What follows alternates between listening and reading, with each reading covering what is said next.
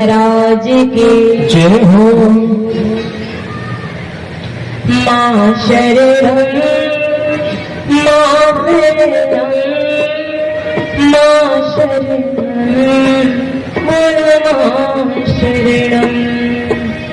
माँ शरणं माँ शरणं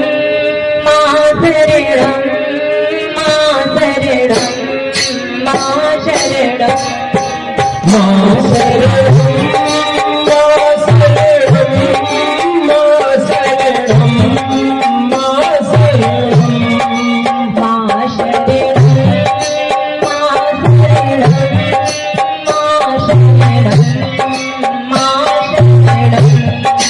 शरणं माँ शरणं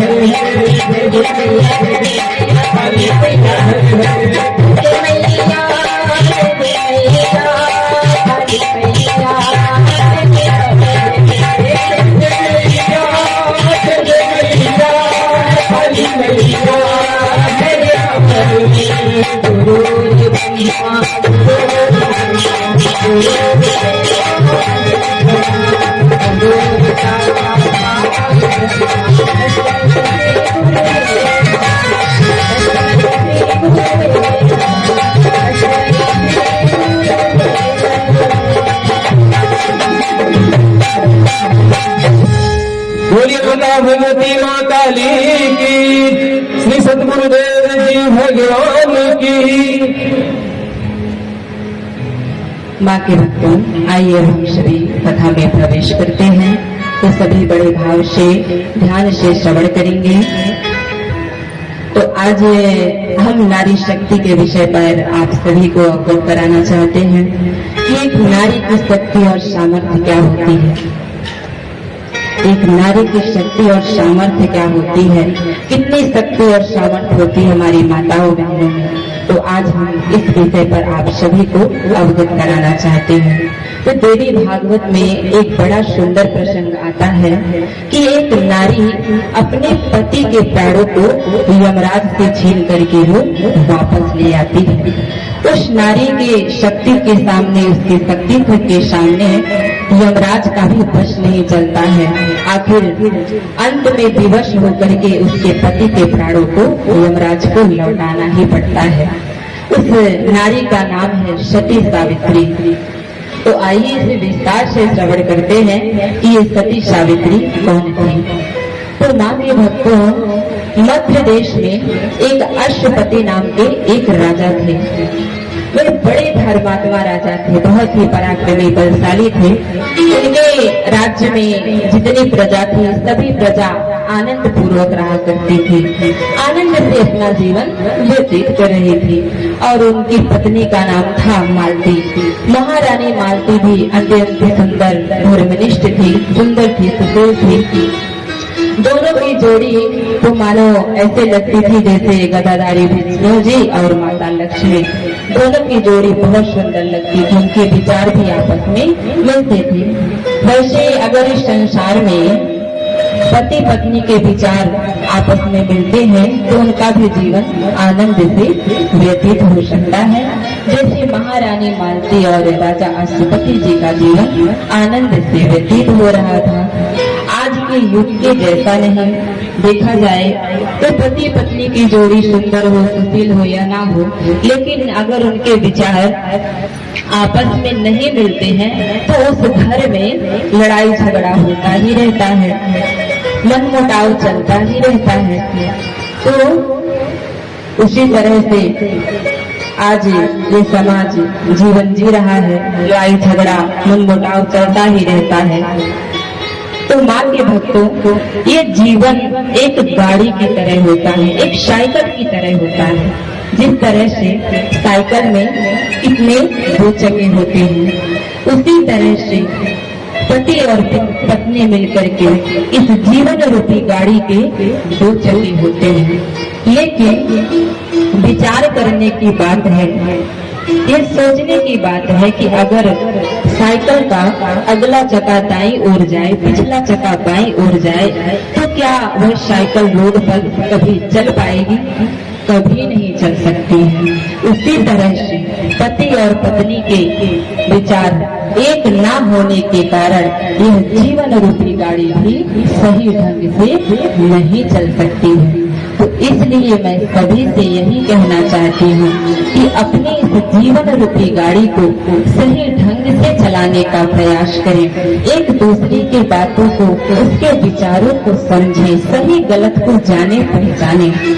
खास करके अपने माताओं बहनों से कहना चाहूंगी कि बहुत से ऐसे लोग हैं, माताएं बहनें आते हैं गुरुदेव जी के पास, कहते हैं कि हमारे पतिदेव जी बहुत गुस्सा करते हैं। तो मैं उनसे ये कहना चाहूंगी, गुस्सा करेंगे क्योंकि देखा जाता है, अक्सर देखा जाता है कि जब माताएं बहनें भोजन बनाती हैं तो गुस्से में भोजन बनाएंगी, गुस्से में परोसेंगी। तो विचार कीजिए कि जब आप गुस्से में भोजन बना रही हैं, गुस्से में परोस रही हैं, तो जो भोजन करेगा वो गुस्सा जरूर करेगा, क्योंकि आप भोजन के साथ गुस्सा भी परोस रही हैं। तो जो भोजन खाएगा उससे गुस्सा तो जरूर आएगा। इसलिए माताओं बहनों को कहना चाहती हूँ कि जब भी भोजन बनाए बड़े शांति से, प्रेम से, भाव के साथ भोजन बनाए, भाव से खिलाएं, तो निश्चित ही आप सभी का भी जीवन सुखी होगा, आप लोगों के घर में भी शांति रहेगी। जिस तरह से राजा अश्वपति और महारानी मालती का जीवन आनंद से व्यतीत हो रहा था, लेकिन माँ के भक्तों, उनके जीवन में एक ही दुख था कि वो संतानहीन थे, उनकी कोई संतान नहीं थी। तो एक दिन राजा अश्वपति अपने गुरुदेव वशिष्ठ जी के पास जाते हैं, उनके पास जाते हैं, उनके चरणों में दंडवत प्रणाम करते हैं और फिर वहीं पर बैठ जाते हैं। तो वो वशिष्ठ जी राजा अश्वपति जी को देख करके कहते हैं कि क्या बात है राजन, आप बड़ा चिंतित, बड़ा व्यथित दिख रहे हैं, क्या कोई बात है? तो राजा अश्वपति कहते हैं हाथ जोड़ करके कि गुरुदेव, अब आपसे क्या कहना, क्या बताना, आप तो त्रिकालज्ञ हैं, आप तो सब जानते हैं, अब मैं आपसे क्या कहूँ, क्या बताऊँ। लेकिन हे गुरुदेव, फिर भी मैं आपके चरणों में निवेदन करता हूँ कि मेरे कोई संतान नहीं है, आप संतान प्राप्ति का उपाय बताइए। तो ऐसा सुन करके वशिष्ठ जी विचार करते हैं, बार बार वो अश्वपति जी यही निवेदन कर रहे हैं कि गुरुदेव मुझे संतान प्राप्ति का उपाय बताइए। कैसे निवेदन करते हैं? कहते हैं यही है निवेदन गुरुवर मेरे, यही है निवेदन गुरुवर मेरे, संतान प्राप्ति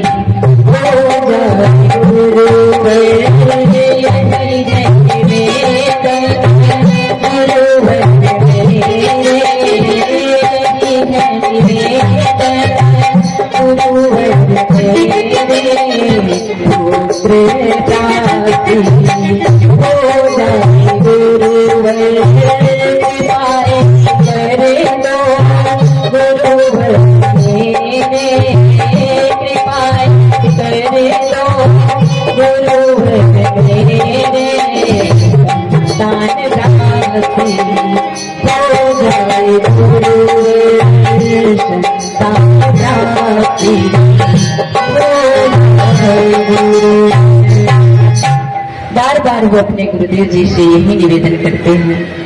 तो वशिष्ठ जी कहते हैं कि राजन आप चिंता मत करिए, आप माता भगवती सावित्री की आराधना कीजिए, संतान प्राप्ति के लिए आप माँ भगवती सावित्री की आराधना कीजिए, तो निश्चित ही माँ की कृपा से आपको संतान की प्राप्ति अवश्य हो जाएगी। ऐसा सुनकर के राजा अश्वपति विधिवत पूजा पाठ की तैयारी करते हैं और अपने गुरुदेव जी से उपदेश लेकर यानी दीक्षा लेकर के कहा जाता है कि आदमी भले ही पूजा पाठ करता हो लेकिन बिना किसी सच्चे सदगुरु का उसे ज्ञान नहीं हो सकता है।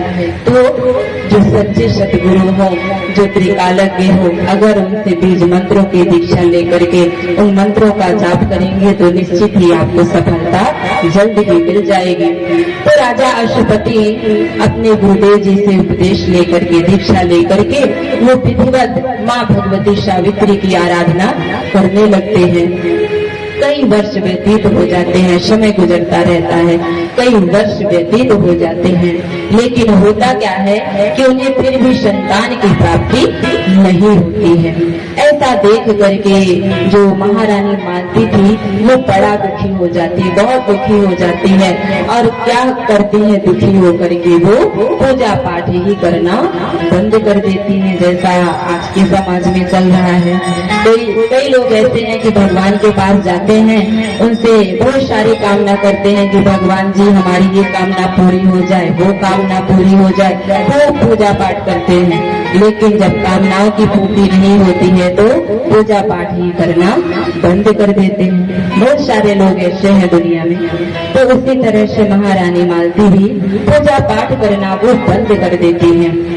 ऐसा देख करके राजा अश्वपति उन्हें बहुत समझाते हैं कि नहीं महारानी मालती, आप चिंता मत करो, हमारे गुरुदेव जी ने कहा है तो निश्चित ही हमें संतान की प्राप्ति होगी, तुम चिंता मत करो।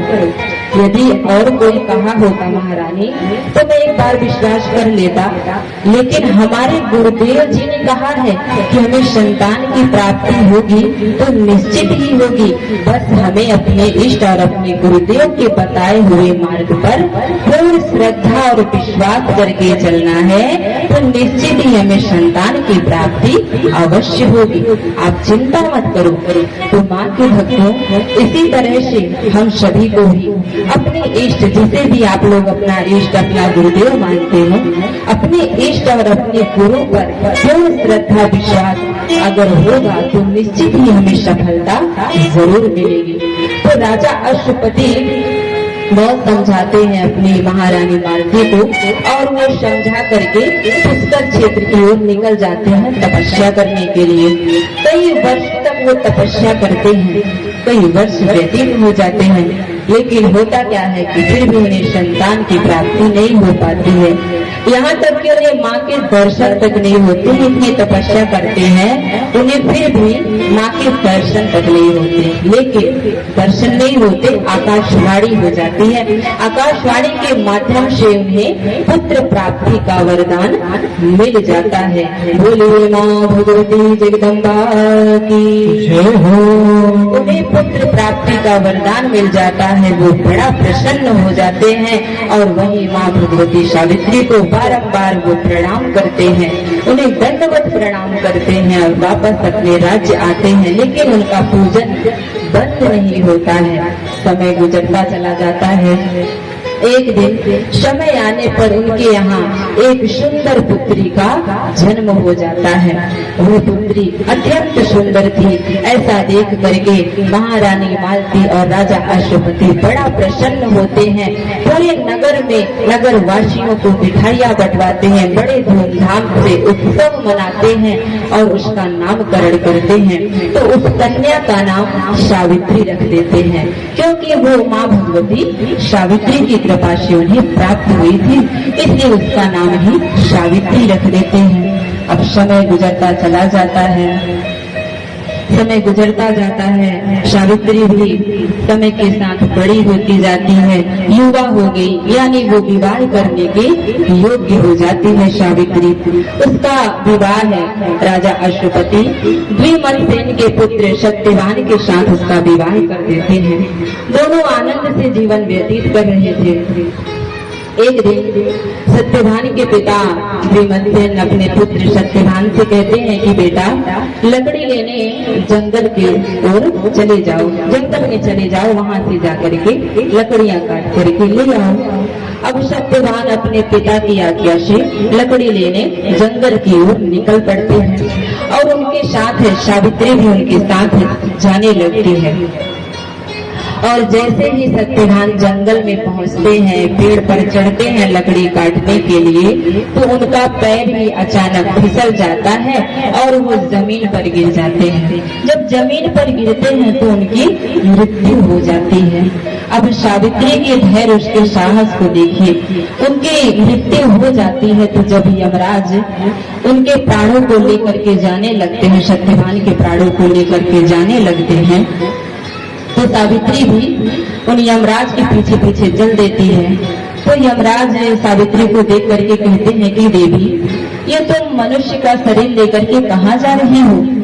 हमारे लोक में वहाँ ऐसे इन पंच तत्वों से बने हुए शरीर को लेकर के कोई नहीं जाता। अगर तुम्हें अपने पति के साथ जाना है तो तुम्हें भी अपने प्राणों को त्यागना होगा, क्योंकि ये मानव शरीर, ये पंच तत्वों से बने हुए शरीर को लेकर के कोई वहाँ हमारे लोक में नहीं जाता है। तो तुम्हारे पति की आयु पूर्ण हो चुकी है, इसलिए हम इन्हें अपने लोक लेकर के जा रहे हैं। अब ये वहीं पर अपने कर्मों के फलों का भोग करेंगे।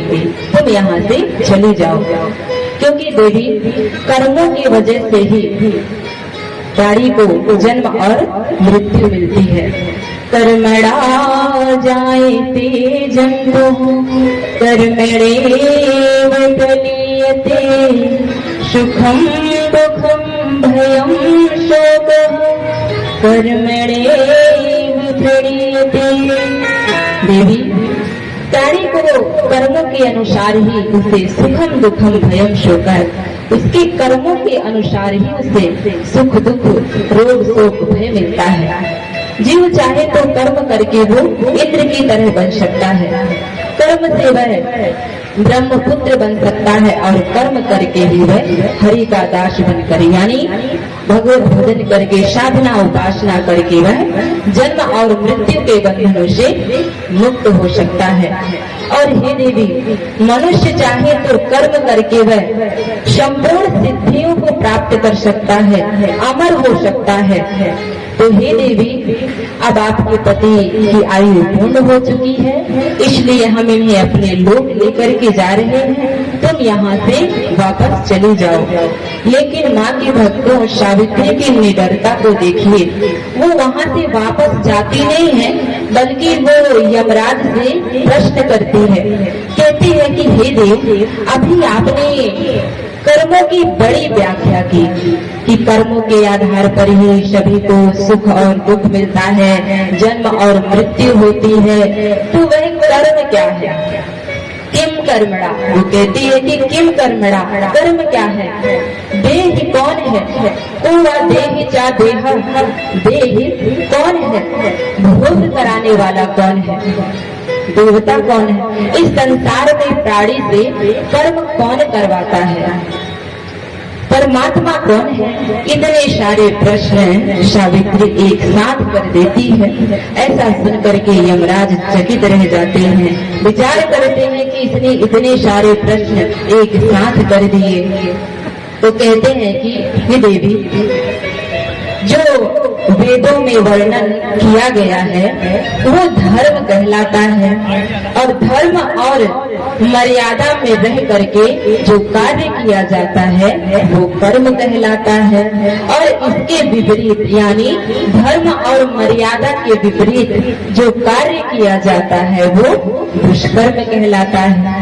और हे देवी, जो ब्रह्म की भक्ति करता है वही मुक्त है, वही जन्म मृत्यु के बंधन से मुक्त हो जाता है। और हे देवी, आपने कहा कि देह कौन है? तो कर्म करने वाला जीव देह ही है, वही अंतर्यामी रूप से भोजयिता भी है, और सुख और दुख के स्वरूप वैभव को भोग कहते हैं। जिसे सुख और दुख का प्रभाव नहीं होता है उसे मोक्ष कहा जाता है। तो देवी, मैंने आपके सारे प्रश्नों का उत्तर दे दिया, अब तुम यहाँ से वापस अपने राज्य, अपने पृथ्वी लोक में चली जाओ।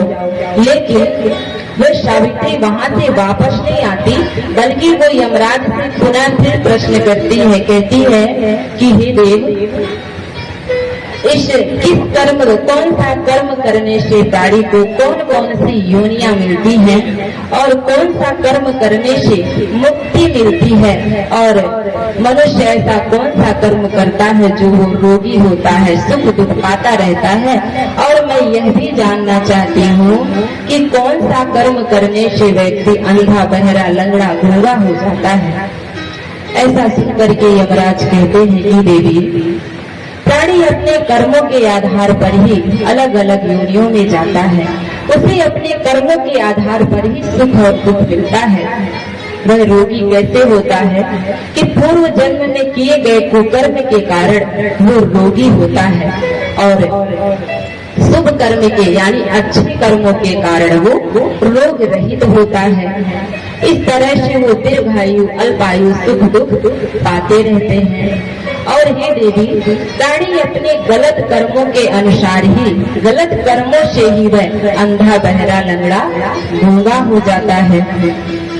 और हे देवी, आपने कहा कि मुक्ति कैसे मिलेगी, तो जो अन्य देवी देवताओं की भक्ति करते हैं वो स्वर्ग आदि लोकों में जाते तो हैं, लेकिन जब उनका पुण्य फल क्षीण हो जाता है, समाप्त हो जाता है, तो पुनः वो इस धरती पर जन्म लेकर के आते हैं, और इस तरह से वो जन्म और मृत्यु के बंधनों में फंसे रहते हैं। लेकिन हे देवी, जो निष्काम भाव से मूल प्रकृति भगवती आदि शक्ति की आराधना करते हैं, वह मणिद्वीप लोक में जाते हैं, फिर वहाँ से वापस नहीं आते हैं, उन्हें मोक्ष की प्राप्ति हो जाती है। बोलिए माँ भगवती जगदम्बा की, क्योंकि माँ भगवती का स्थान तो मणिद्वीप लोक में है।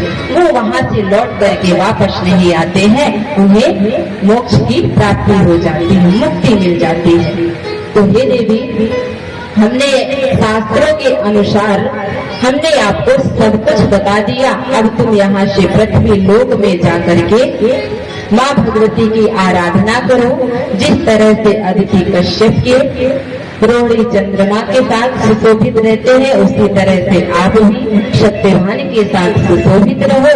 हम तुम्हें ऐसा वरदान देते हैं। और हे देवी, आपकी बातों से हम बड़ा प्रसन्न है, आपके प्रश्नों से बड़ा प्रसन्न है।